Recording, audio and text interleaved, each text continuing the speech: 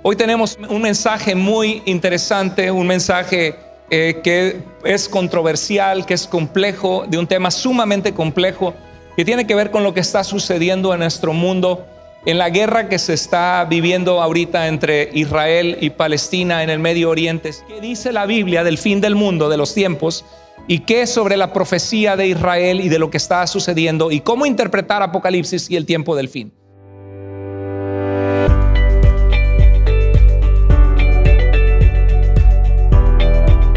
Vamos a preparar nuestro corazón.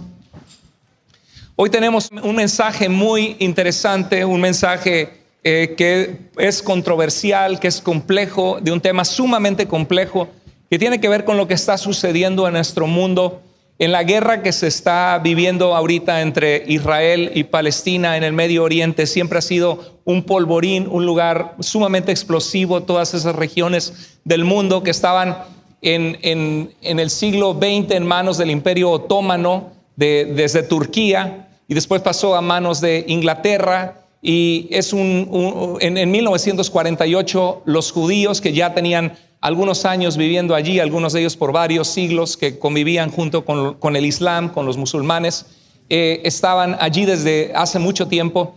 Y ha sido una problemática que el mundo ha enfrentado. Y cuando hay guerra en Israel, cuando escuchamos de guerra, siempre entendemos que la Biblia, la palabra de Dios, es la historia de un Dios que nos creó a todas las naciones de la tierra. Dios ama a la humanidad, pero dentro de esa humanidad, la Biblia nos habla de un hombre que se llamó Abraham, que fue fiel a Dios, que Dios le dijo que dejara su tierra y su familia del área de Harán en Mesopotamia, y llegó a la tierra de Canaán. Allí es donde enterró a su esposa cuando su esposa murió, Sara. Y Dios le prometió que le iba a dar de su descendencia una gran nación, y que en él serían bendecidas las familias de la tierra. Habla en Génesis capítulo 22, verso 8, cuando Abraham estuvo dispuesto a entregar al hijo de la promesa, Isaac, en una prueba de fe que Dios puso en su vida. Le dijo que en su semilla serían bendecidas las familias de la tierra. Y de esa semilla es donde viene el pueblo de Israel. Abraham fue padre de Isaac, Isaac de Jacob.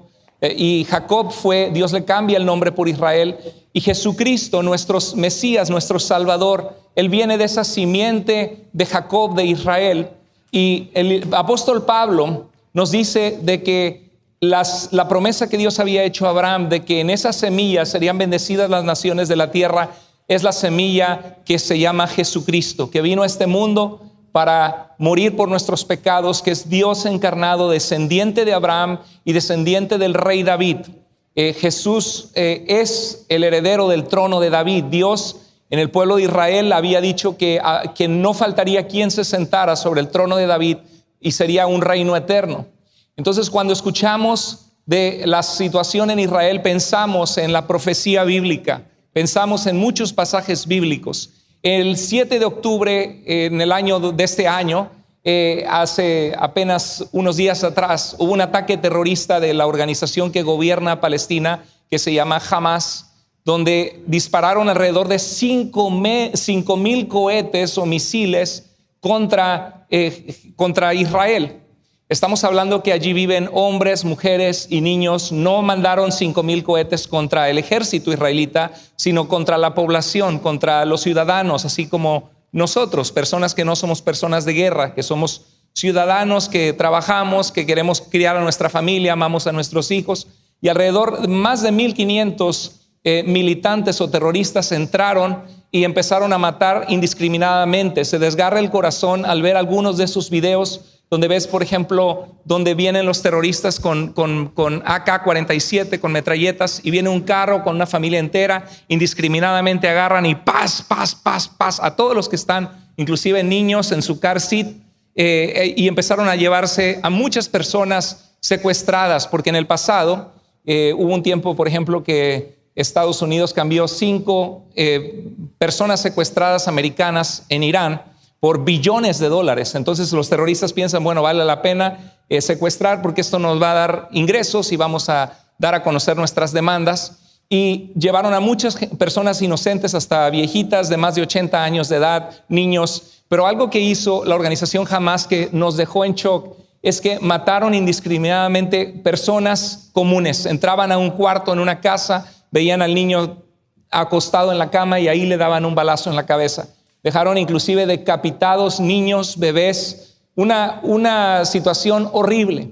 Y cuando uno ve esto, Israel inmediatamente, el primer ministro Netanyahu dijo que Israel se encontraba en guerra, y es una situación compleja porque ha sido sabido por mucho tiempo que los países árabes que rodean a Israel, al país de Israel actualmente, están en contra, no quieren la existencia de Israel, a excepción de Egipto, que han hecho ciertos tratados.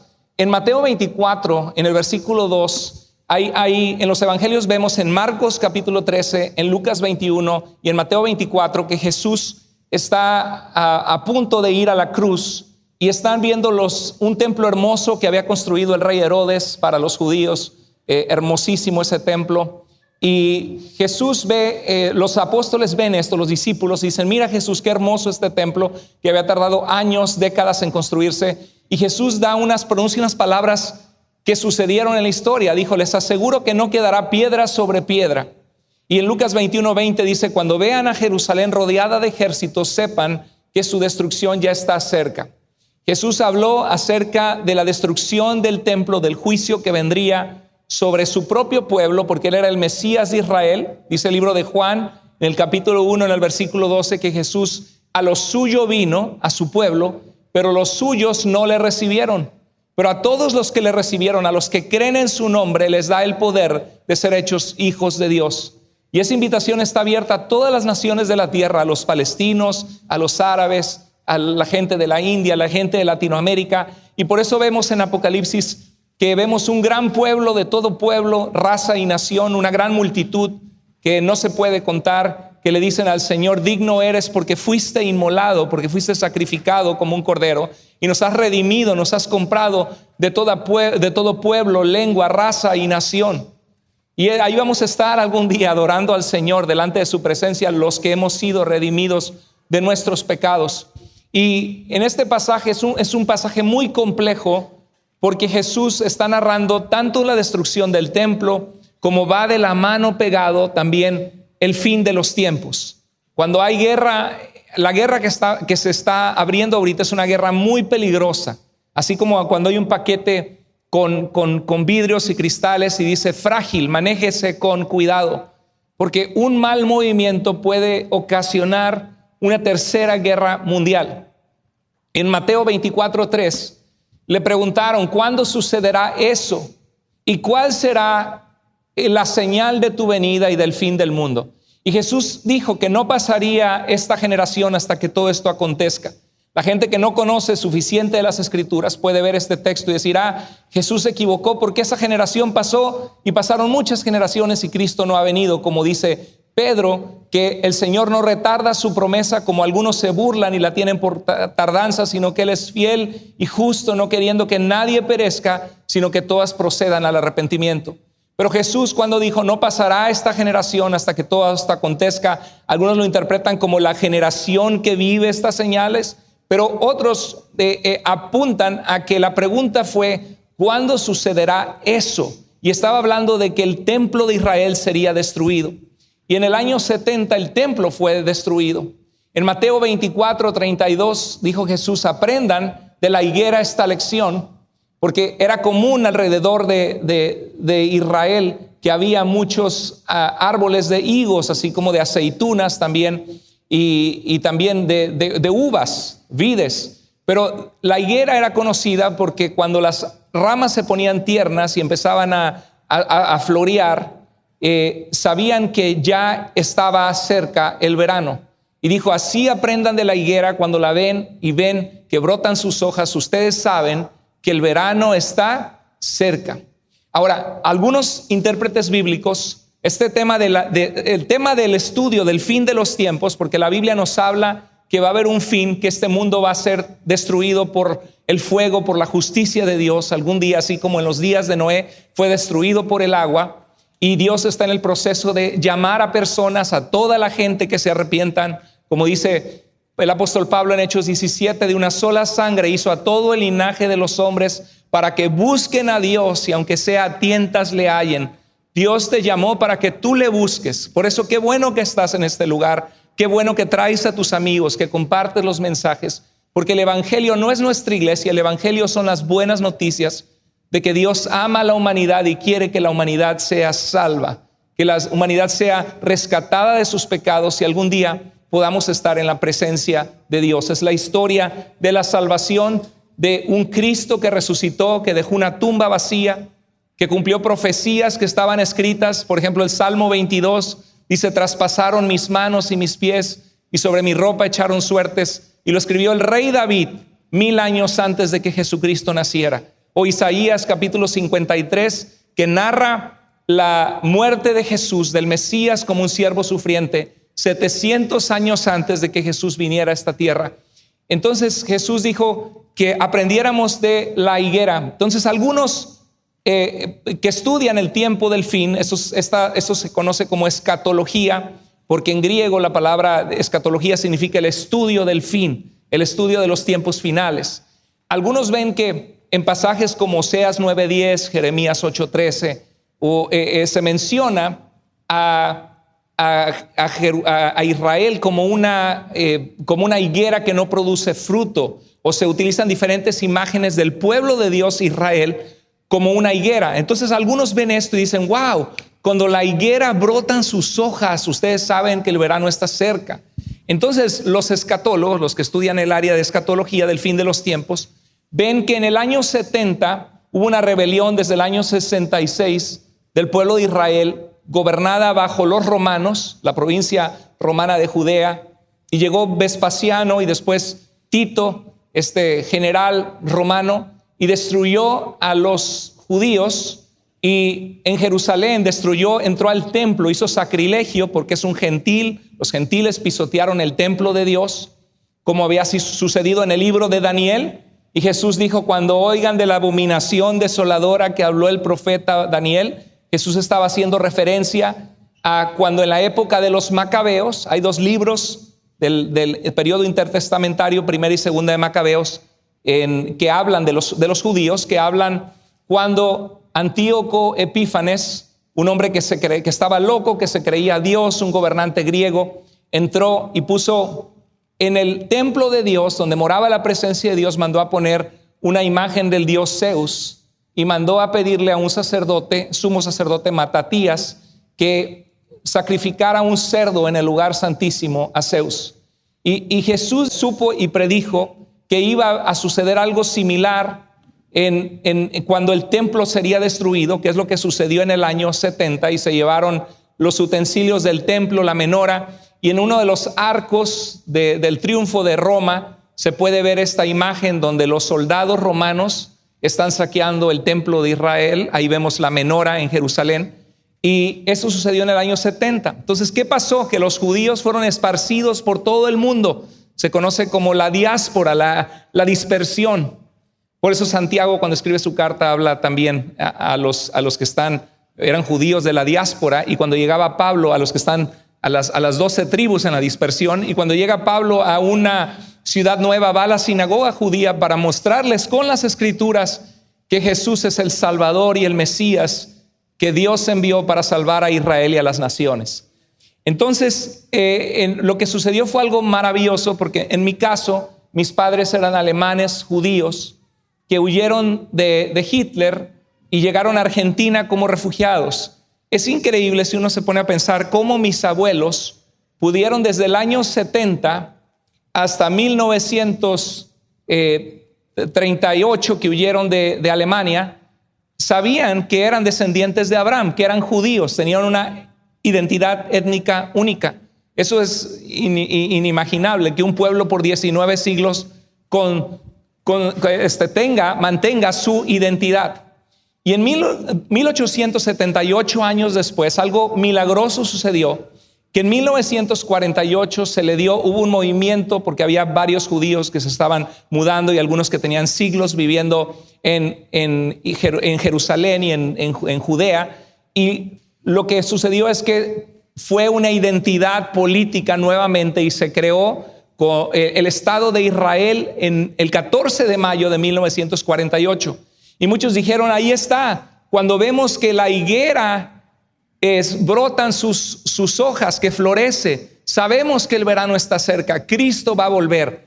Y empezaron a haber muchos libros que se publicaron, y desde entonces ha habido posiciones futuristas que ven todo Apocalipsis como algo que aún nada de eso se ha cumplido y que están esperando los movimientos geopolíticos del mundo y tratar de encontrar, por ejemplo, en el profeta Ezequiel, a Gog y Magog, pensando que quizá es Rusia, y la gente especula y dice, a ver, pero ¿cuándo va a venir el fin? ¿Cuándo va a venir Cristo? ¿Será que ya estamos en los últimos tiempos? Ahora hay otra pregunta sobre qué pasa con Israel, porque hay una posición que se llama la teología, le han puesto algunos la teología del reemplazo, porque muestran que Israel fue reemplazado por un pueblo de Dios que ahora está compuesto por judíos y gentiles de todas las naciones, porque en Gálatas 3:28 Pablo dice, no hay varón ni mujer, esclavo ni libre, judío ni gentil, porque todos somos uno en Cristo.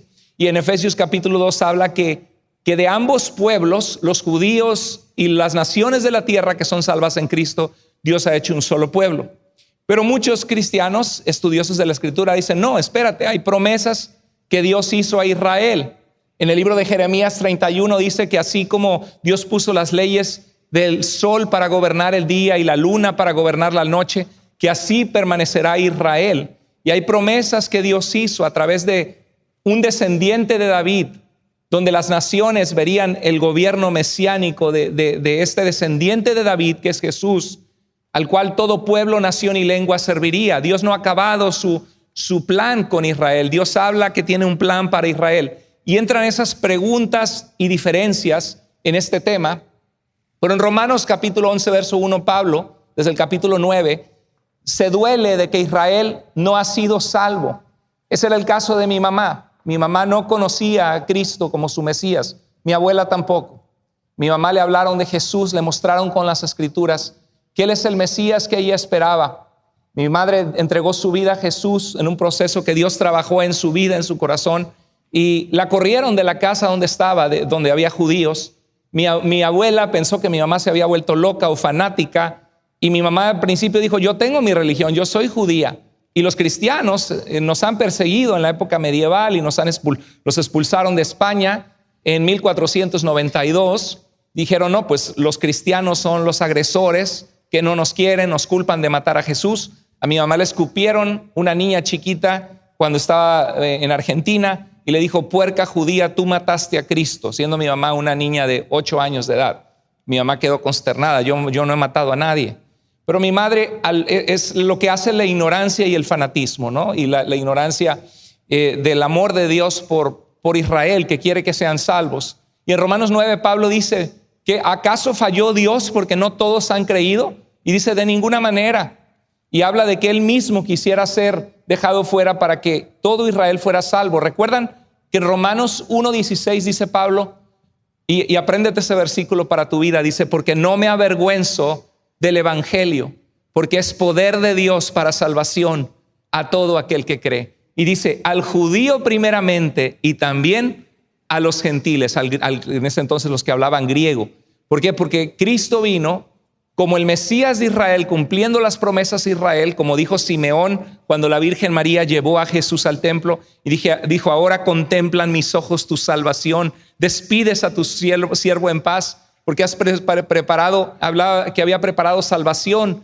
En Romanos 11:1 dice, ¿acaso rechazó Dios a su pueblo? ¿Y qué dice Pablo? De ninguna manera.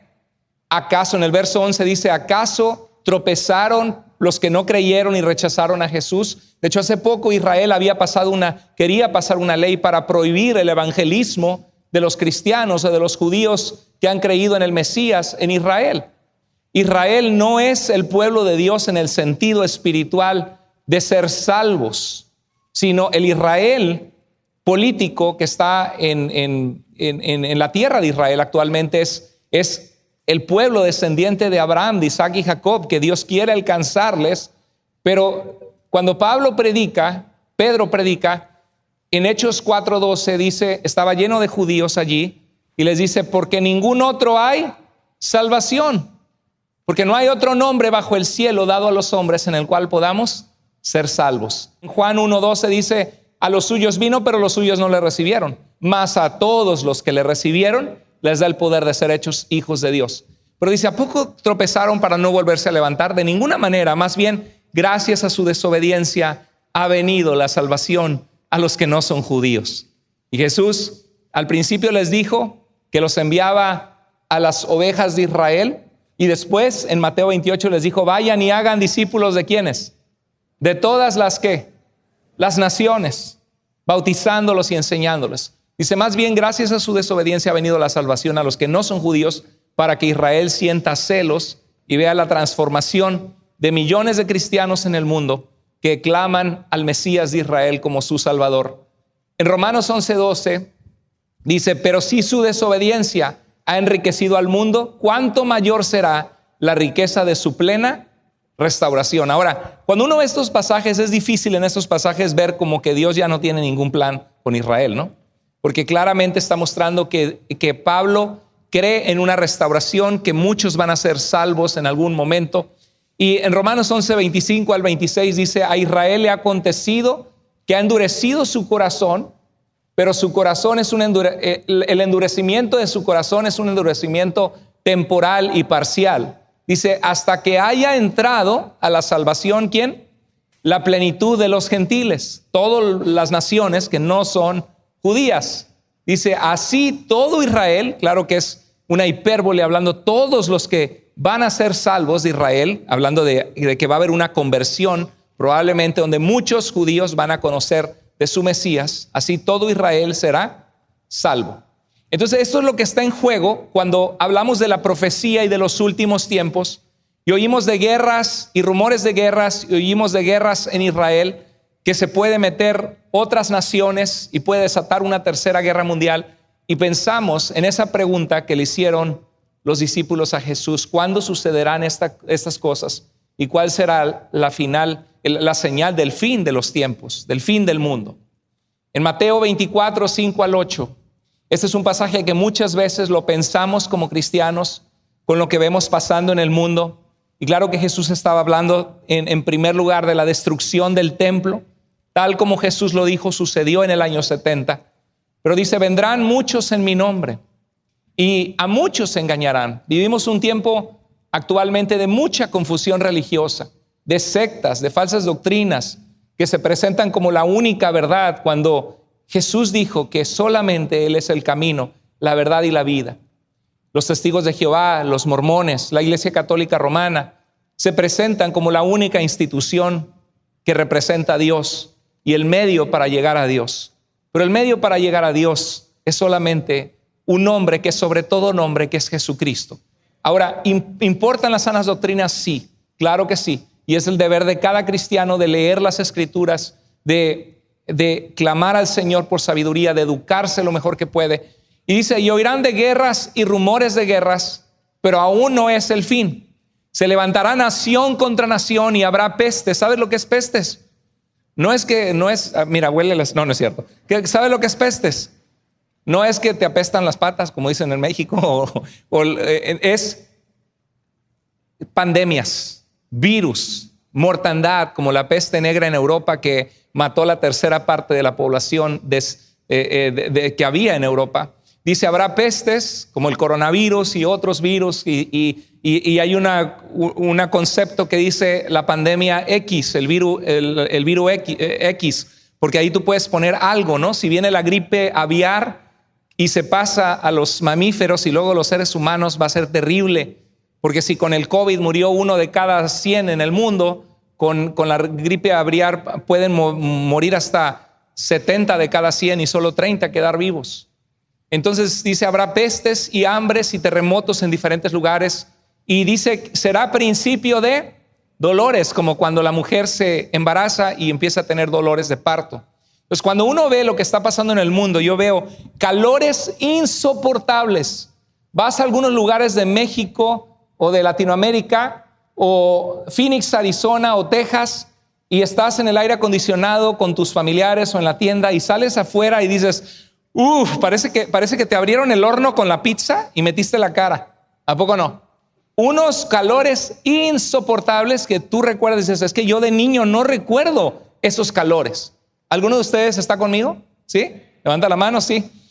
Incendios devastadores en todo el mundo. Yo recuerdo hace como 10 años que empezaron y que se quemaron 1 millón de acres y nos quedábamos mi esposa y yo, wow, qué trágico. ¿Te has fijado la sombra que un solo árbol da?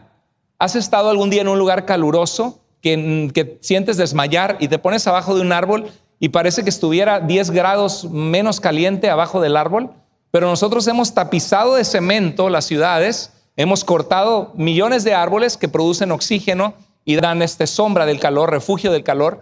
Y vemos que de repente en un incendio así en las Amazonas, en Australia, en Canadá, en Norteamérica, en todo el mundo, incendios forestales que son el pulmón del mundo, que gracias a eso podemos respirar. Y a veces vemos películas de ciencia ficción donde se supone que la Tierra está en el año 3050, ¿no? O en el año 2500, y ves a la gente con máscaras. ¿Por qué? Porque se ve todo contaminado y hubo guerra mundial y dices, Dios mío, a ver si estas películas parecen proféticas, ¿no? Si Cristo no viene antes. Dios sabe lo que Él va a hacer con el plan de la historia humana, pero así estamos.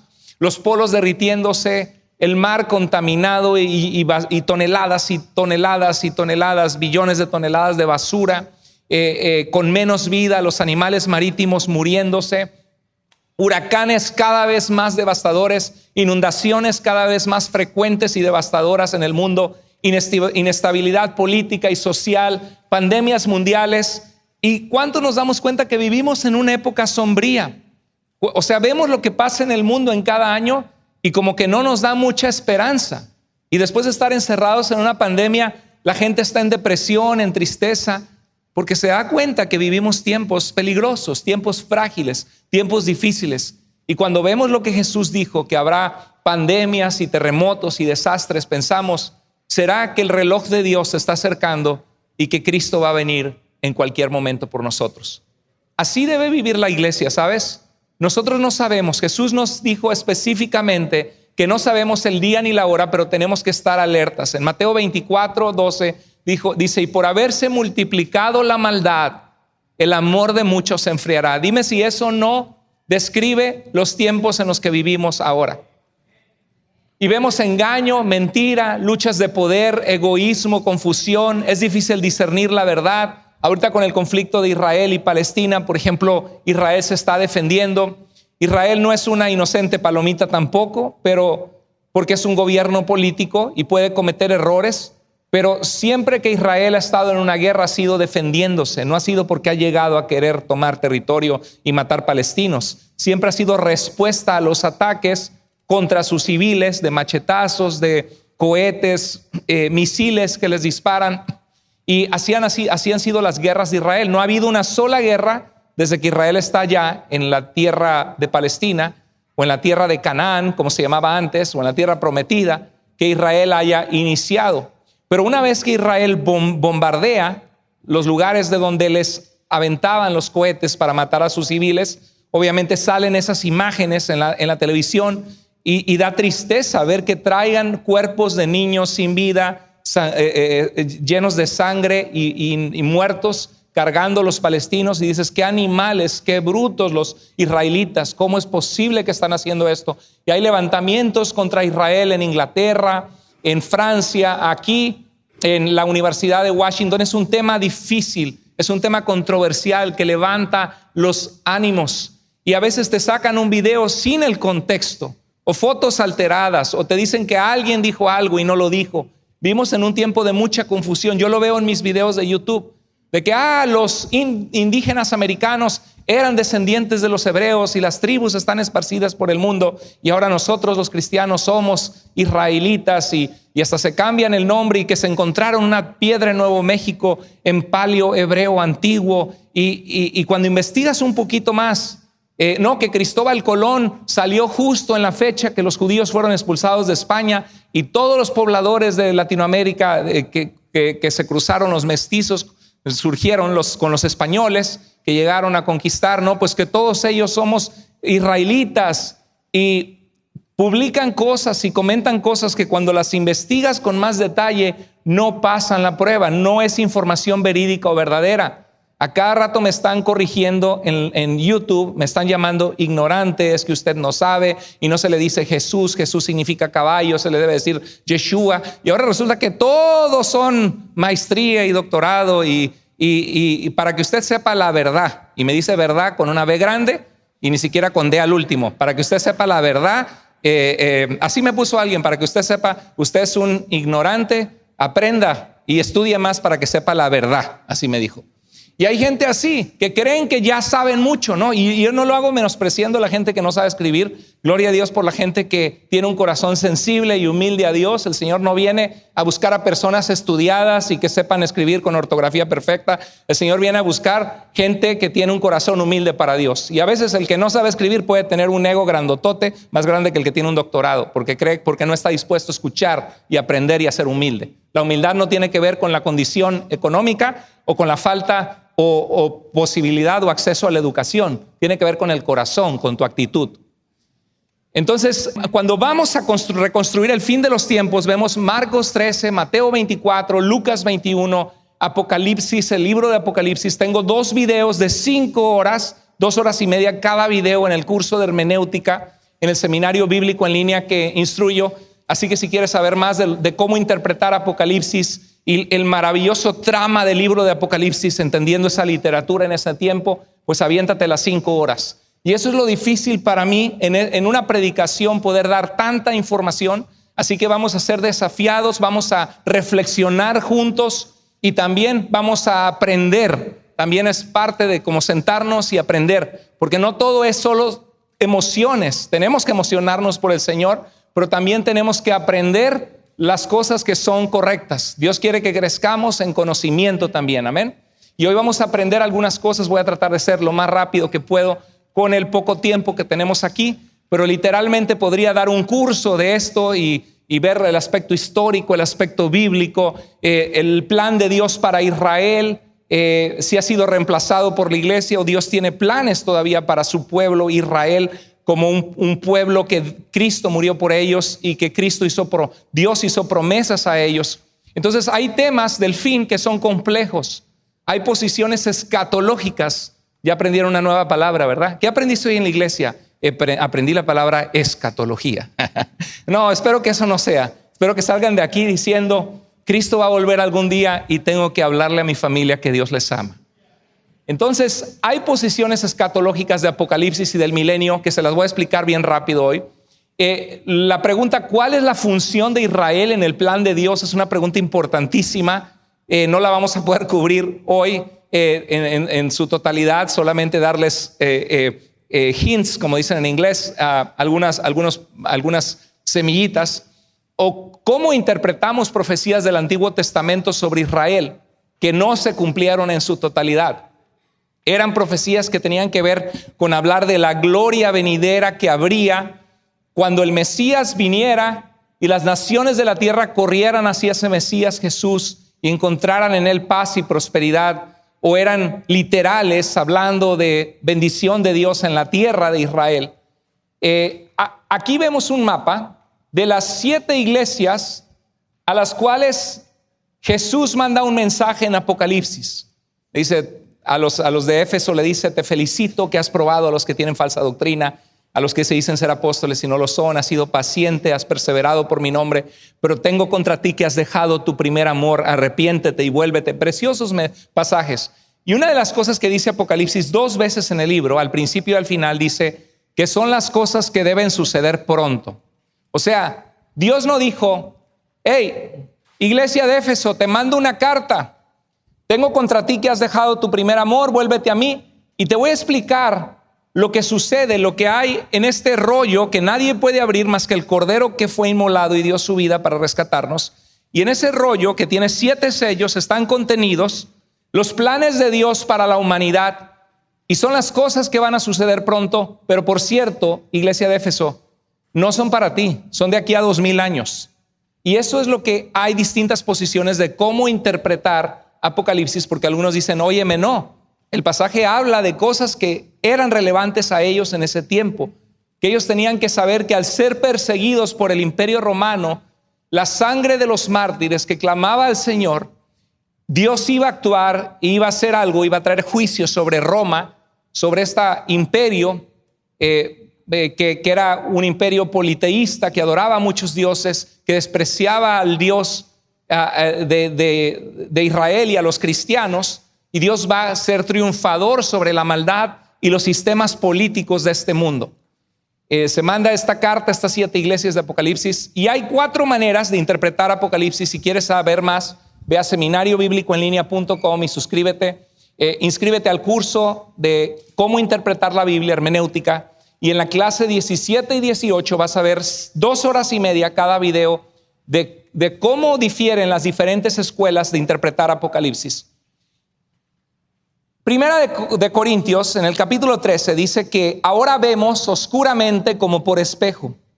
Hay pasajes, hay temas de la Biblia que Dios no nos da todas las respuestas. Es como, Dios, ¿qué pasa con los extraterrestres? ¿De dónde vienen? ¿Quiénes son? Porque tú creaste todas las cosas. Tú eres el creador de los ángeles, serafines, querubines, que no son gente de esta tierra. Y podemos recordar de Deuteronomio 29, que dice, las cosas secretas pertenecen ¿a quién?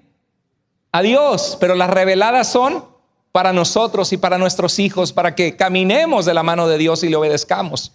Entonces, la escuela idealista toma el libro de Apocalipsis y dice, esto es literatura apocalíptica, una literatura. Apocalipsis en griego significa revelación, una literatura donde generalmente Dios manda un mensaje por medio de un mensajero suyo, de un ángel, que revela las cosas que serán en tiempos de persecución de la iglesia. Y la idea central es que el pueblo de Dios que ha confiado en Dios le va a tocar sufrir en este mundo, como dijo Jesús.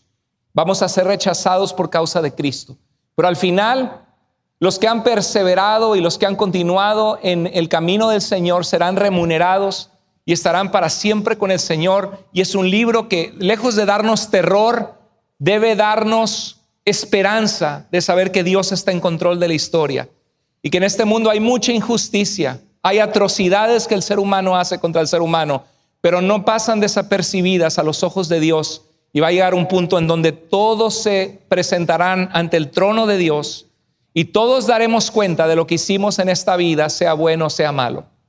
La posición historicista cree que Apocalipsis ha empezado a cumplir a través de la historia y se seguirá cumpliendo el surgimiento del movimiento del Islam con Mahoma, el surgimiento del papado con la Iglesia Católica Romana, una iglesia imperial, y se seguirá cumpliendo. La posición más famosa, que es la que usted y yo hemos escuchado, con la que hemos crecido en muchas iglesias, es la posición futurista, que creemos que agarramos Apocalipsis capítulo 1 y al 22 y todo lo que vemos no ha pasado, es futuro. ¡Wow! Y sale una bestia del mar y tiene tantos cuernos y ojos y ¡wow! Y claro que está utilizando lenguaje simbólico, ¿no? Como un gran poder que se levanta, así como en el libro de Daniel. Pero la posición futurista cree que nada se ha cumplido, que todo apenas se va a cumplir. Y ahí están los libros de Tim LaHaye, dejados atrás, ¿no? Left Behind Series. Y preterista, tiempo pretérito, ¿qué es? Tiempo pasado, es la posición que piensa que Apocalipsis, mucho de lo que está hablando tiene que ver con el tiempo de estas 7 iglesias, y es algo que Dios prometía que se iba a cumplir y que se cumplió generalmente en el tiempo pasado, pero que falta que se cumpla los capítulos finales de la llegada del Señor. Y hay unos locos que abrazan la posición preterista total y dicen, no, ya todo se cumplió, que es absurdo, Cristo no ha regresado, no ha venido.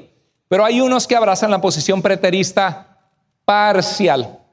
Recuerdo que cuando una ocasión estaba con mi pastor en la Ciudad de México, le pregunté qué pensaba él del fin de los tiempos, que si tenía que ver con Rusia, con lo que estaba pasando, con los países árabes.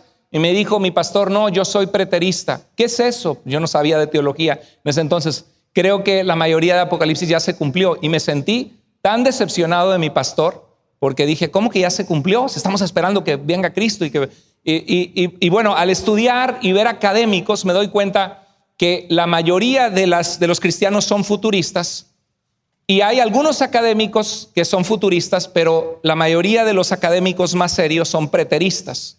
porque ubican el mensaje de Apocalipsis como relevante a esas 7 iglesias en ese momento, pero se deja la ventana abierta a que todavía viene el desenlace final de la historia. Y yo me inclino más a esa posición preterista después de haber estudiado ahora. Mi pastor no me dijo nada, después de haber visto tantos eruditos bíblicos y ver las razones que dan. Pero hay una parte que es futurista, hay una parte que todavía no se ha cumplido. Y eso es lo que estamos tratando de discernir ahora, lo que está pasando en el mundo. Y por cierto, esta es una posición secundaria. Lo más importante es estar en Cristo. En la Biblia no dice qué tienes que creer de cómo sucederá exactamente el fin para poder ser salvo. La Biblia dice que todo el que clamare al nombre del Señor será salvo. Y que somos los santificados en Cristo Jesús, junto con los que en todo lugar clamamos al nombre del Señor, Señor de ellos y nuestro.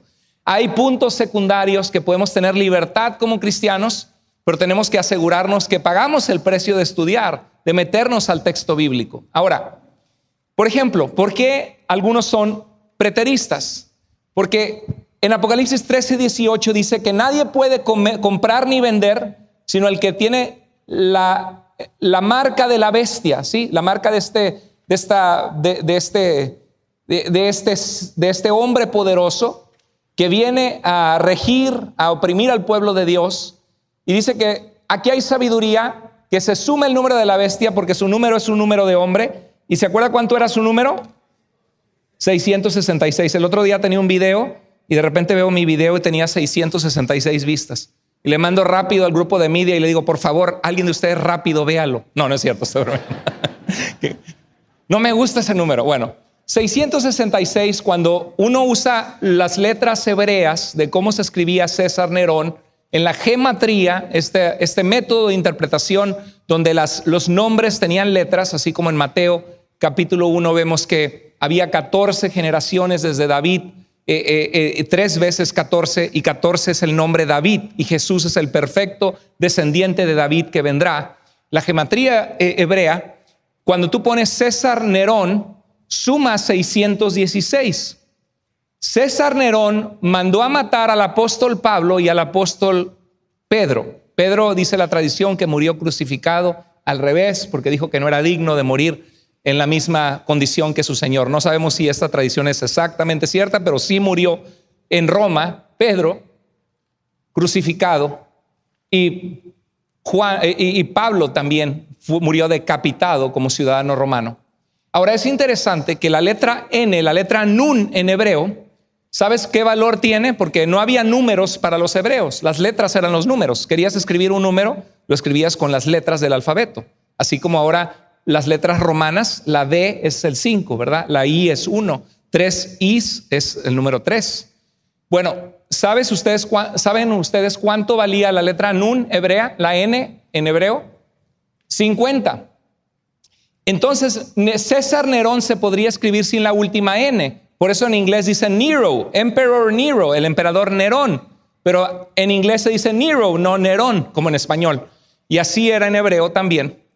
Y se han encontrado manuscritos antiguos de los primeros siglos que dicen: aquí hay sabiduría. El que tenga entendimiento calcule el número de la bestia, porque su número es número de hombre y su número es 616. No 666, sino 616.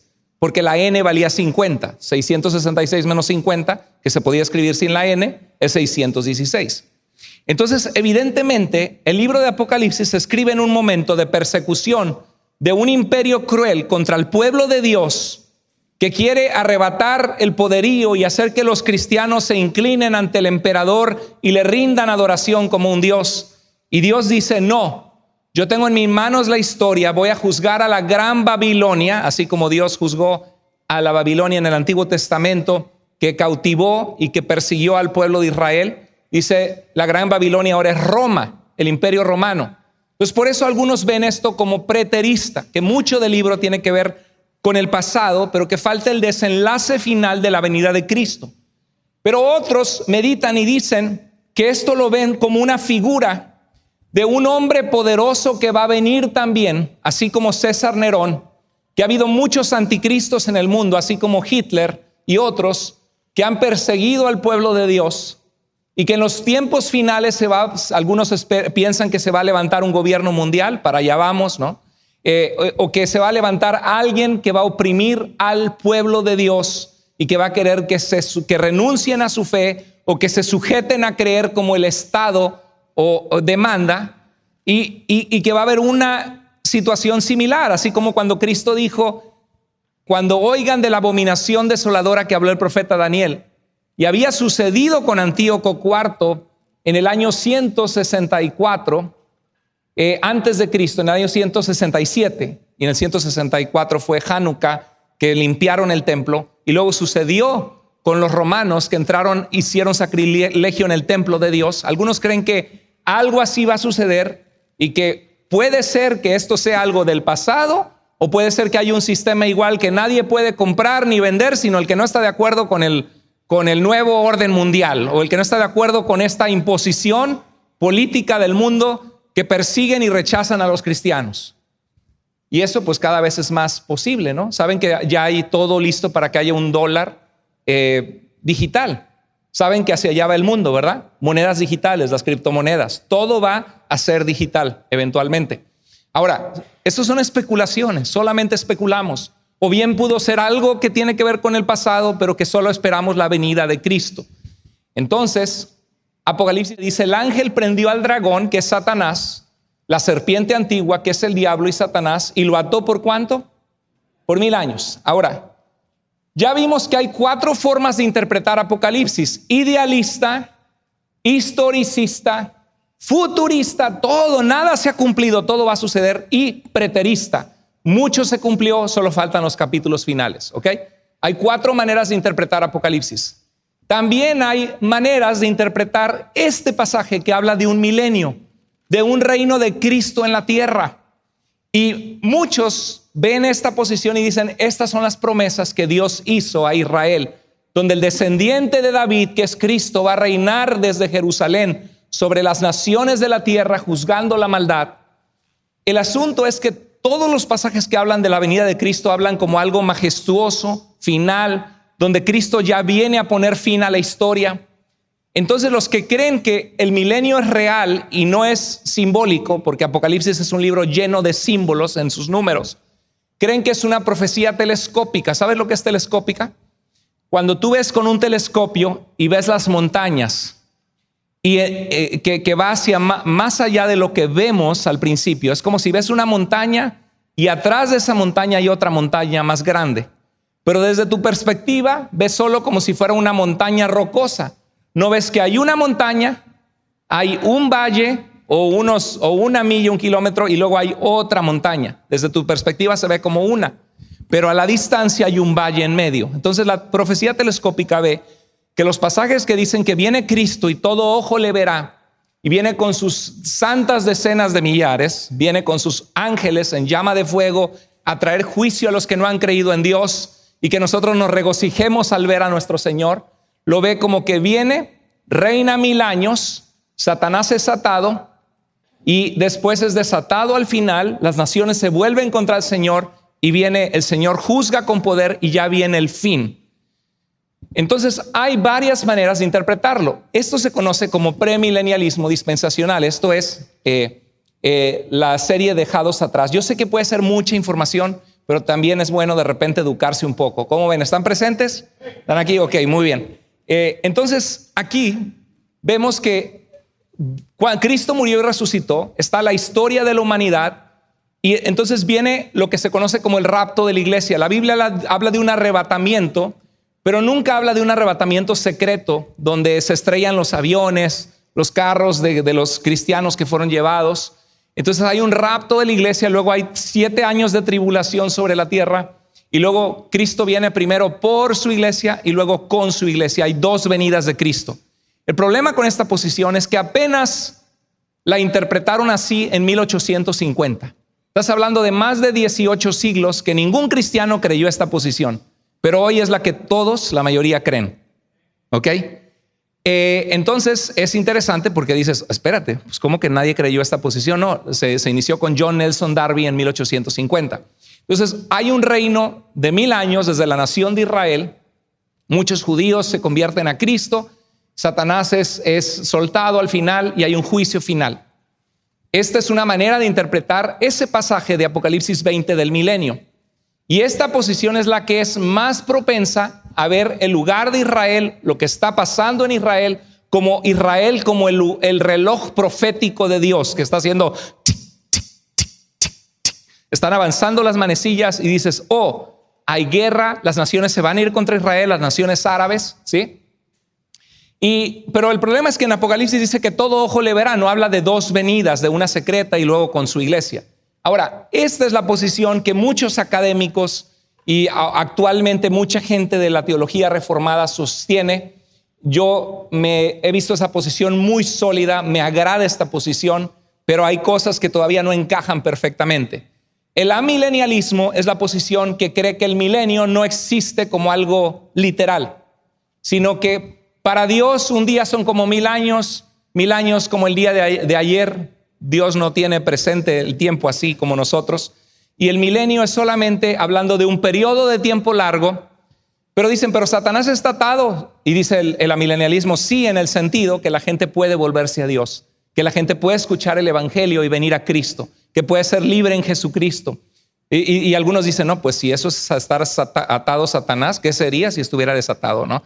Pero hablando de algunas posiciones, no está hablando de que Satanás no actúa, sino que la iglesia, a través del Espíritu Santo que vive en ti y que vive en mí, estamos siendo luz y trayendo consuelo y amor y paz y el evangelio que salva y que rescata a los adictos, a los adoloridos de corazón. Y el evangelio está avanzando. En ese sentido, Satanás está atado. Y Jesús dijo, si yo echo los demonios por el dedo de Dios, entonces verdaderamente el reino de Dios ha llegado entre ustedes, dijo Jesús. Entonces dicen, ahí está, el reino de Dios ya está aquí, pero no en su plenitud, y el milenio es esto que estamos viviendo. Pero ninguna posición encaja perfectamente. Ahora lo que estamos esperando es la segunda venida de Cristo, que venga el juicio final, y estamos esperando que el Señor venga en cualquier momento, como dicen en 2 de Tesalonicenses capítulo 1, con sus ángeles para ser contemplado y adorado por su pueblo, pero también para traer juicio a todos los que se le rebelaron y no creyeron en Dios. Y el premilenialismo histórico es una posición que existe desde el primero y segundo siglo en algunos padres de la iglesia.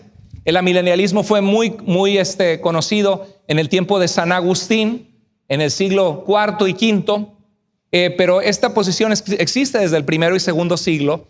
El premilenialismo histórico cree que Cristo va a venir, la iglesia pasa la tribulación, porque la tribulación no es solo que Dios derrama su ira y juicio sobre los malos, sino que la iglesia está siendo perseguida porque los santos claman y todavía faltan algunos que van a ser martirizados y decapitados y muertos por causa del testimonio de Jesús, es el libro de Apocalipsis, y estamos esperando la segunda venida de Cristo.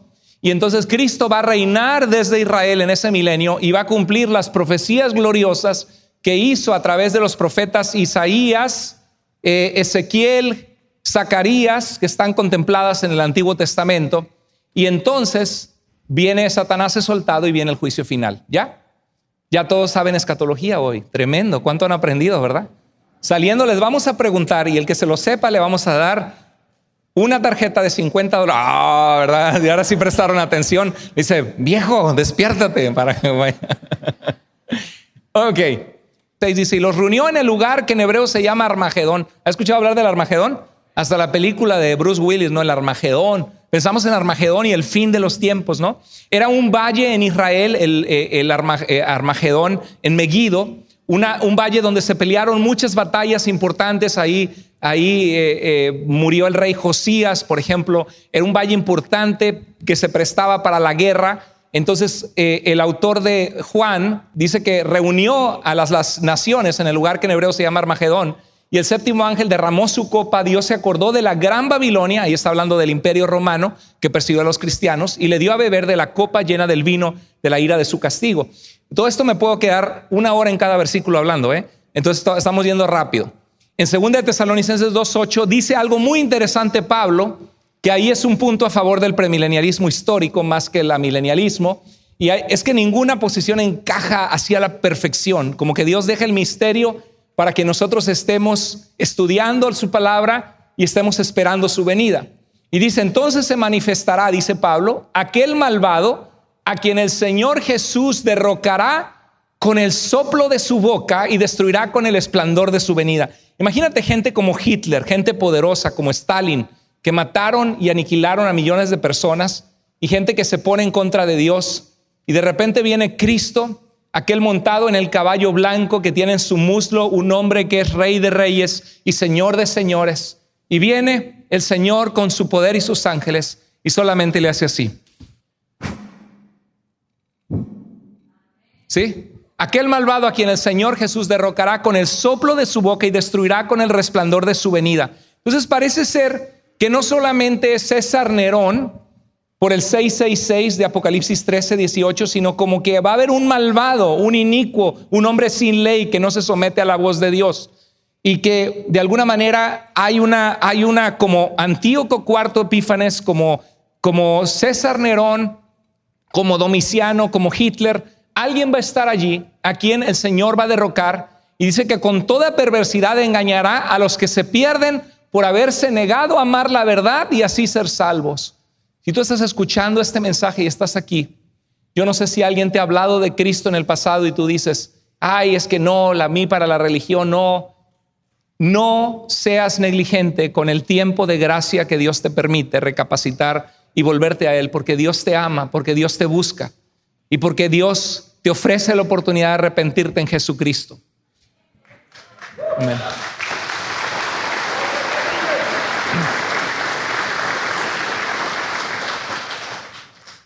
Israel como nación no es el pueblo de Dios en el sentido a que son salvos. Tenemos que orar por la salvación de Israel.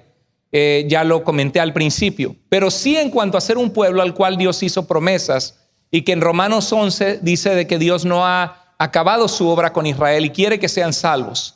Quiero aclarar que lo que está pasando en la guerra ahora, no todo lo que haga Israel político va a ser correcto. Pero Israel tuvo su tierra porque fue un pueblo perseguido por 19 siglos. Y ustedes saben que el holocausto nazi de 1939 a 1945 exterminó a 6 millones de judíos, hombres y mujeres inocentes, los metían a las cámaras de gases, dizque se iban a bañar, quítense la ropa y así entre todos como animales en camiones, métanse, los vamos a bañar, y de repente gases químicos y todos caían muertos. Otros los ponían en la noche, en la nieve, desnudos en la nieve, la vergüenza en público, flaquitos, después de explotarlos trabajando, de no darles de comer, ver las fotos y se te desgarra el corazón de verlos hueso pegado a la piel, y todos encadenados, y el experimento de poner alambres electrocutados, y el primero de los días que se caía se electrocutaba, y como todos estaban conectados por alambres, todos se morían electrocutados. Eso es satánico, eso es diabólico, eso es como ahorita lo que hace Hamás de cortar la cabeza de niños. Eso es del diablo. Y por eso se les dio su tierra. Decía Rey Dalio, que es un gran estratega que maneja el Bridgewater Associates, un fondo de inversión que es el más grande del mundo con 125 billones de dólares, un hombre muy inteligente. Él decía, porque ellos tienen medidores para saber si invertir en el mercado de valores, cómo está el mundo, la situación geopolítica y financiera. Y esta semana dijo, hay un 50% de posibilidad de una guerra mundial a medida que el conflicto entre Israel y Hamás se extiende. Y es algo que hay que prepararnos, hay que pensar, hay que comprar unos costalitos ahí de arroz y frijoles, ¿no? Y estar al pendiente, aunque si mandan una bomba aquí al campo militar, ya todos estamos como pollo frito, de verdad, así a la distancia, exterminados en un instante por una bomba. Y pensar que aquí está arriba Canadá, Alaska, y pegado con Alaska casi se está besando con Rusia. Aquí estamos, el lugar más cerquita a Estados Unidos, estamos de este lado, donde estamos nosotros. Ahora, no solo es Israel y palestinos el conflicto. Quiero que entiendas esto, iglesia. Hamás es la organización terrorista que gobierna Palestina, y Hezbollah es una organización que está en Líbano, arriba de Israel, al norte. Y tanto Hamás como Hezbollah son organizaciones terroristas que son patrocinadas por Irán. Irán es el mayor promotor de terrorismo en el mundo. El terrorismo es una tontería, es algo diabólico, satánico. Israel se ha vuelto tan duro de construir murallas porque desde las cocinas, desde las casas, desde las escuelas les lanzan cohetes para matar a civiles. Y se han vuelto súper duros porque viene una viejita y adentro la viejita está empaquetada con bombas.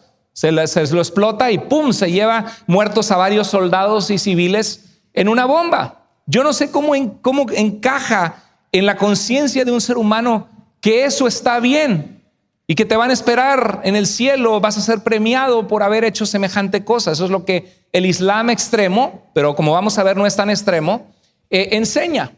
Si se mete Irán a la guerra, si se mete Hezbollah y Israel se defiende, ya mandó Estados Unidos un barco destructor, el Gerald Ford, un barco gigantesco lleno de aviones con bombas para hacer sentir su presencia en el Medio Oriente. Si se mete Irán, se va a meter Estados Unidos. Y si se mete Irán, son como amiguitos con Rusia también.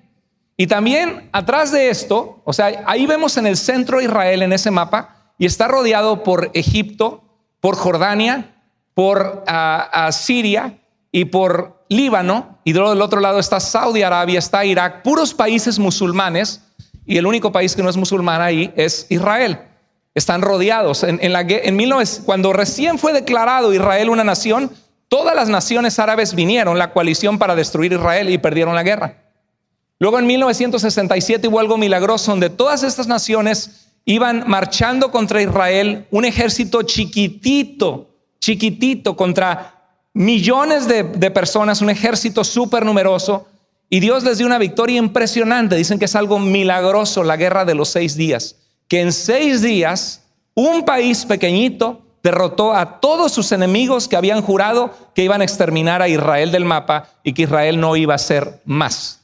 Ahora, el conflicto, hermanos, que estamos viviendo en Israel, el peligro es que se salga de proporción y que explote una tercera guerra mundial. ¿Sabes cuánta gente murió en la Segunda Guerra Mundial? 60 a 80 millones de personas. Pandemias, como fue en la Primera Guerra Mundial de 1917, la gripe española, que arrasó a muchas personas porque la guerra trae muerte, la guerra es horrible, la guerra trae muerte, trae dolor, trae pandemias. Que Dios nos libre. Por eso se tituló este mensaje, El conflicto en Israel y el fin del mundo, porque estamos hablando qué dice la Biblia del fin del mundo, de los tiempos, y qué sobre la profecía de Israel y de lo que está sucediendo y cómo interpretar Apocalipsis y el tiempo del fin. ¿Están aprendiendo? ¿Están contentos? Espero que sea de bendición. Ahora, quiero que me regalen unos minutos más y voy a ir rápido hablando la importancia de lo que está sucediendo con Palestina. El mundo musulmán son 1.6 billones de personas en el mundo y dividen el mundo, la teología musulmana, como Dar al-Islam, la habitación del Islam o la casa del Islam, o Dar al-Salam, Salam Aleikum, o Shalom, significa la casa de paz. Entonces hay casa de Islam y casa de paz. ¿Y cómo crees que se llama el resto del mundo que no son musulmanes y que no se rigen bajo la ley musulmana de Sharia? ¿Cómo se les llama? Dar al-Harb, que significa casa de guerra. O sea, si abrazas nuestra religión, casa de paz. Si no abrazas nuestra religión, casa de guerra. Eso es la teología musulmana. Hay una carta fundacional de Hamás y quiero que lo vean porque en la universidad donde vivimos, en Washington, en Seattle, y en Inglaterra y en Francia hubo movimientos de gente que dijo liberen a Hamás, liberen a los palestinos. Los palestinos han estado oprimidos por la brutalidad de Israel, dicen por 75 años, y la realidad es que los palestinos están gobernando a sí mismos y constantemente han querido la aniquilación del Estado de Israel. Yo no digo que Israel ha sido perfecto, ni que todo lo que haga Israel tenemos que aplaudirlo. Si Israel hace algo que es injusto, como cristianos decimos eso es injusto, porque creemos en un Dios que ama a todas las personas por igual y que es un Dios que sostiene la justicia. Amén. Pero también hay que entender qué está pasando. Y los palestinos, algunos están en contra de Hamás, pero no les queda de otra, están sometidos, pero la mayoría los eligieron como sus gobernantes siendo un grupo terrorista. ¿Y sabes lo que cree Hamás?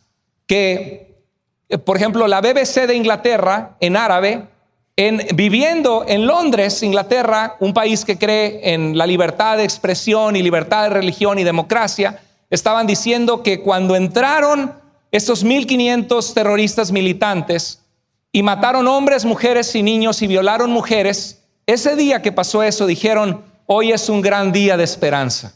La BBC de Inglaterra, hablando en árabe. Entonces, ¿qué cree Hamás para saber? Me encantaría que la gente que se manifiesta, sí, pidamos libertad por los palestinos, está muy bien. Pero ¿qué cree el gobierno palestino? Esta es la carta fundacional, fundamento del gobierno de Hamás, y estos son los principales puntos, y no lo estoy inventando, eso es algo oficial de ellos. El movimiento de resistencia islámica es un movimiento palestino cuya fidelidad es a Allah, al Dios que ellos creen, ¿no? Que era un Dios de la luna en Arabia Saudita en el tiempo de Mahoma, 570 años después de Cristo. Y su forma de vida es el Islam. ¿Sabe lo que significa Islam? Sumisión.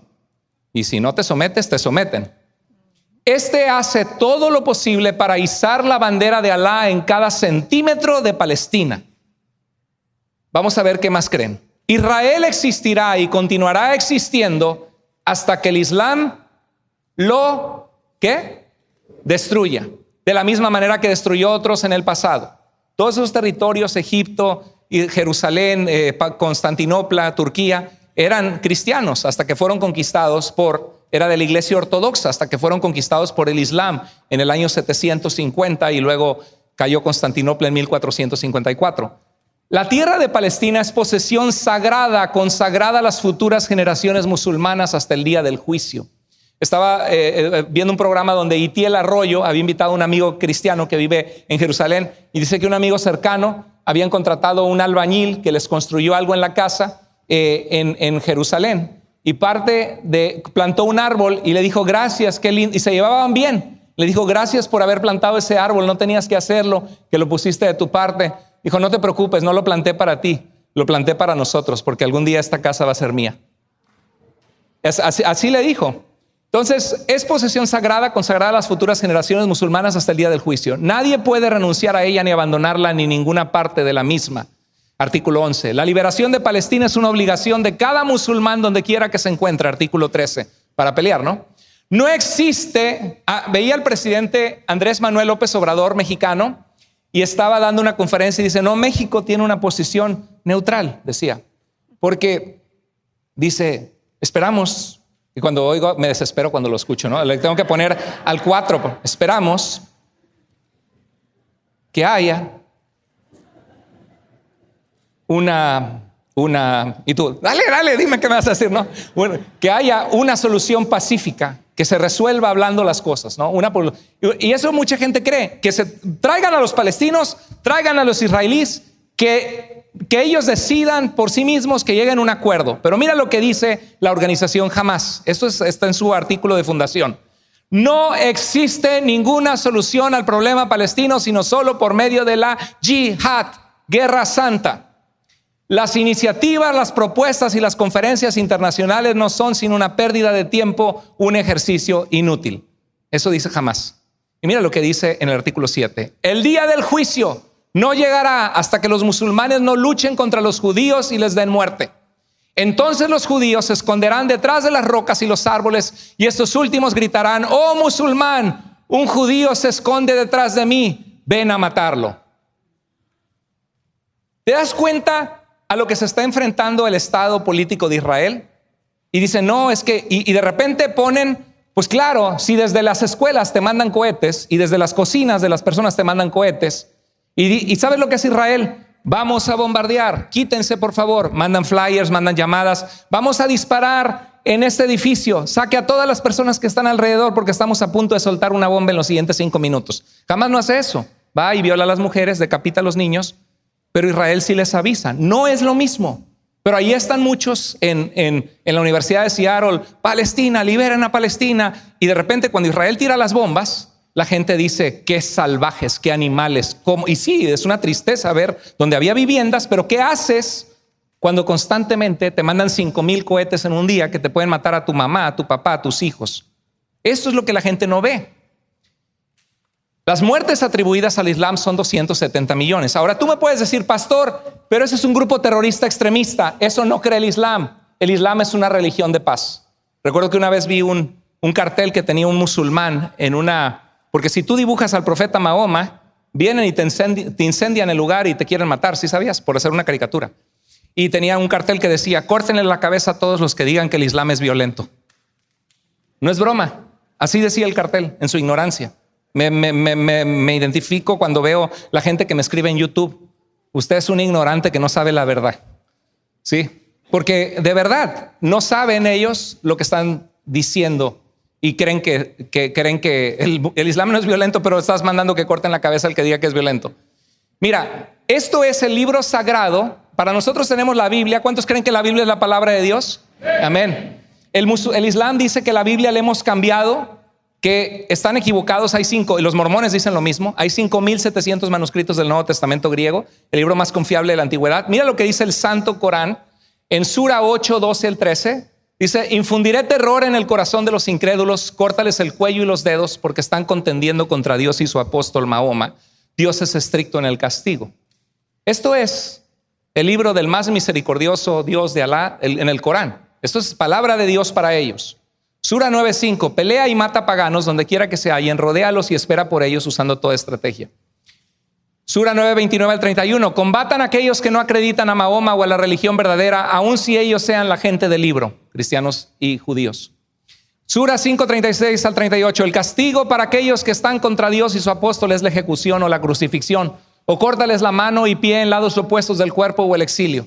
Entonces, cuando los militantes que están luchando por Palestina son indoctrinados por Hamas y leen el Corán, ¿usted cree que no tienen autoridad para hacer lo que hacen? Su palabra de Dios, que ellos creen que es palabra de Dios, de ellos, el Corán, los está mandando a hacer esto. Ahora, ¿todos los musulmanes son así? No, hay musulmanes que son lindas personas, sí, que tratan de enfatizar el amor y la misericordia de Alá, sí, pero están engañados en una religión falsa que surgió 600, 700 años después de Cristo y que tuerce las escrituras y les engaña a ellos. Y el Corán 135 veces el Corán menciona a Jesús, Isa, y dice que es una blasfemia decir que es el Hijo de Dios, que Él no murió en la cruz, y es una distorsión del cristianismo, porque no es cristianismo. Mira lo que dice: pero aquellos que rechacen la fe, que huyan, búscalos y mátalos donde quiera que los encuentres. Sura 4:89. ¿Para cuántos de ustedes es nuevo saber que el libro más sagrado de la religión del Islam tiene este tipo de mandatos? Si es nuevo para ti, levanta tu mano. Qué interesante, ¿verdad? Porque los conocemos y decimos: ay, la religión de paz. Y yo los veo, su devoción, como a 5 veces al día, 3 veces al día, perdón, 5 veces al día, los 3 veces son los judíos en el tiempo de antiguo, 5 veces al día se postran para orar.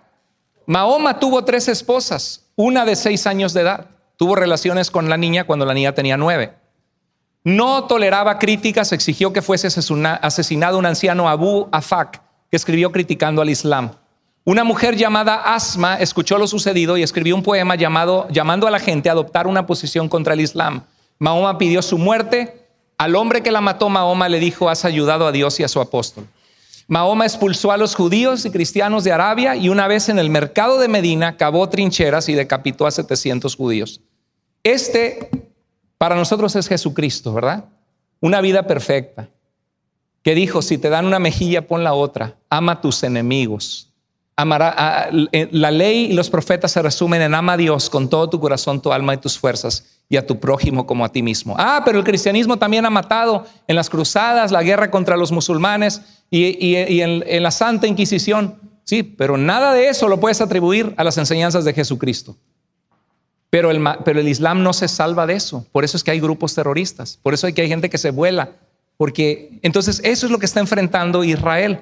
Entonces podemos decir: Israel está oprimiendo. Se está defendiendo. Les mataron a sus niños, los decapitaron, les violaron a sus mujeres. No ha funcionado ningún acuerdo de paz. Solo Dios sabe dónde va a quedar esto. Hubo celebraciones en el mundo tras la matanza de civiles en Israel. Reporteros árabes de la BBC de Londres lo describieron como un día de esperanza.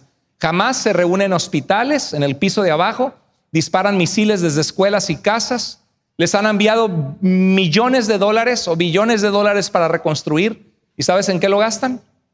¿En escuelas, en tubería, en agua potable? No, lo gastan en misiles y en armas. Solo para que tengamos un poquito de perspectiva, ¿no? Todos podemos investigar. Conclusiones y reflexiones para terminar. Gracias por haber aguantado esta cátedra de hoy. Hoy fue un día largo, pero fue importante. Estas son las conclusiones de lo que hoy aprendimos. Aprendimos bastante, ¿verdad? Habrá un fin del mundo y Cristo volverá y debemos estar alertas. Cristo va a volver. ¿Es esto el principio del fin? Puede ser, no lo sé, eso solo Dios lo sabe. Lo que sí sabemos es que parece que hay un plan en las Escrituras de Dios con Israel. Puede haber una tercera guerra mundial en lo que está pasando ahorita. Puede haber. Que al rato tenemos que quién sabe qué va a pasar, ¿no? Meternos en shelter, no en shelters, en ¿cómo se llama? En bunkers, buscar. Si nos agarran aquí, nos mandan una guerra. Estados Unidos manda alguna, Rusia se mete Rusia, China. Rusia y China quieren quitar a Estados Unidos, quieren quitar el dólar, quieren convertirse en el nuevo poder del mundo. Pero lo difícil es que han gobernado horrible.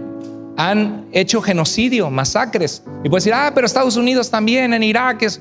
Sí, tristemente la guerra es horripilante, pero no se compara la situación de las violaciones a los derechos humanos, de la falta de libertad de expresión y de religión, que meten a la cárcel a los enemigos políticos. Si algún día en el año 2050, si Cristo no viene antes, llega a estar Rusia o China en el poder, vamos a sufrir muchísimo como humanidad. Va a haber mucho dolor, así que aprovecha estos días que estás viviendo. Cristo volverá y debemos estar alertas. Puede haber una tercera guerra mundial. Toda la gente tiene valor ante Dios sin importar su raza.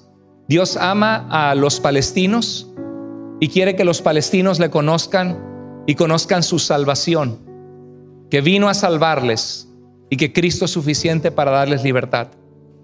Que Dios ama a Israel. Es su pueblo rebelde, endurecido parcialmente, pero quiere alcanzarlos. Tenemos que orar por la salvación de los judíos. Dios desprecia la injusticia en cualquier país y etnia en que se dé, pero no todos los lados son iguales. Alguien dijo algo que es interesante: si los árabes dejan las armas, se acaba el conflicto. Si Israel deja las armas, se acaba Israel. Porque los musulmanes dicen esta es tierra santa. Y esto une a 1.600 millones de musulmanes, de decir, saquen a Israel y extermínenlo. Esa es la realidad de lo que se está viviendo allá. Debemos amar a la humanidad, la justicia y la verdad. Si hay algo que es injusto, hay que decirlo. Somos luz del mundo. No todas las religiones son iguales, ¿está de acuerdo? Es que son diferentes maneras de llegar a Dios con que tú te tengas fe. Todas las religiones son iguales. No, Señor, no todas las religiones son iguales. La libertad tiene un alto precio. Cuesta la sangre de la gente. Porque el ser humano está entregado al pecado, separado de Dios, es un egoísta, sin afecto natural, que quiere destruir y controlar a otros. La libertad cuesta. Aquí están dejando que la gente se mete y roba las tiendas y nadie ni siquiera los detiene y le dice, vas a la cárcel, le quitaste la propiedad a alguien más. ¿Cuánto tiene que robar aquí para que te metan a la cárcel? ¿Cuánto es? ¿Cómo? Más de $900. Qué increíble, ¿no? O sea, te robaste algo de $500 o de 100. ¡Ey! Y la seguridad interviene. No, déjenlos. Y el país yéndose al hoyo. La libertad tiene un alto precio. La vida es frágil y debemos valorarla. Amén. Solo Cristo traerá justicia perdurable. Y nosotros anhelamos aquel día y decimos, Maranata, ven Señor Jesús. Porque vivimos tantas injusticias en este mundo. La palabra de Dios y sus promesas se cumplirán. Así como Cristo dijo que no quedaría piedra sobre piedra y se cumplió lo que dijo, también dijo, el cielo y la tierra pasarán, pero mi palabra no pasará. Cristo va a volver un día. Y como iglesia tenemos que proclamar que hay vida y salvación en Él, que Él vive, que Él cumplió profecías, que Él resucitó, que Él es el creador del cielo y de la tierra, que Él merece nuestra adoración, nuestra vida, nuestro corazón. Debemos proclamar a Cristo y vivir para Dios. Y Jesús nos dijo en Mateo 24:14, y será predicado este evangelio del reino en todo el mundo para testimonio no solo a los judíos, sino a todas las naciones. Y entonces, ¿qué? Vendrá el fin. Hermanos, preparemos nuestro corazón para agradar a Dios. Gracias por su paciencia hoy. Un mensaje largo pero necesario para entender los tiempos. Estemos orando por Israel, por Palestina, por la paz en el mundo y porque el evangelio de Cristo alcance a las naciones de la tierra. Y vamos a comenzar aquí. Vamos a orar a nuestro Dios. Señor, gracias te damos por tu palabra, gracias por este día especial. Gracias, Señor, porque nos amas, porque nos ha tocado vivir por muchos años en un tiempo donde hemos tenido relativamente paz, Señor, comparado a muchas épocas. Te pedimos por nuestros hijos y la siguiente generación, porque el mundo que le estamos heredando no es un mundo fácil. Te pedimos, Padre, que tu palabra se expanda, que nos uses como un instrumento para que muchos conozcan de Cristo y su salvación. Así como estamos, si Dios habló a tu corazón, habrá alguien aquí que diga: pastor, yo quiero entregar mi vida a Cristo hoy. Yo quiero hoy asegurarme que salgo de este lugar habiendo orado y habiéndole dicho a Cristo que lo necesito, que quiero que venga a mi vida y yo quiero estar preparado para el día en que Cristo vuelva. Si Dios habló a tu corazón, todos están orando con el rostro inclinado. Levanta tu mano ahí en tu lugar. Solamente quiero ver, ¿habrá alguna persona que quiera entregar su vida a Jesús hoy? Tenemos una persona atrás. Que Dios te bendiga. Al final, por favor, queremos orar contigo. Dios te bendiga. Por favor, acércate al final con nosotros. Gloria a Dios. Me parece que vi dos manos, una mano aquí también. Si Dios habló a tu corazón, iglesia, ahí en tu lugar, dile: Señor, quiero vivir para ti. Quiero estar preparado para cuando tú vuelvas y quiero que mi familia sea salva y quiero ser fiel a ti hasta que tú vuelvas, Señor. Aquí está mi vida. Levanta tu mano en tu lugar. Si tú eres un hijo de Dios y quieres vivir para el Señor, levanta tu mano en tu lugar. Gloria a Dios, gloria a Dios. Padre, te alabamos, te exaltamos. Gracias por tu palabra, Señor. Te damos la honra y la gloria en el nombre precioso de Jesús.